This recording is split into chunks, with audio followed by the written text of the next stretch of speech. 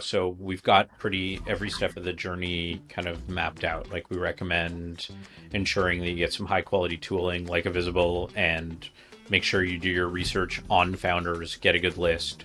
We make sure that that is very well tracked, because at the end of the day, it's a sales process. The thing you are selling is equity in your business, but it's a sales process. Yeah.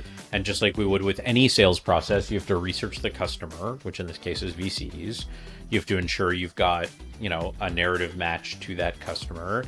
You have to ensure that you're tracking it. You have to ensure that you're following up. And so for every step of that process, we have both, some best practices and tools. And it's not always one size fits all. Like some founders, we say, use a deck.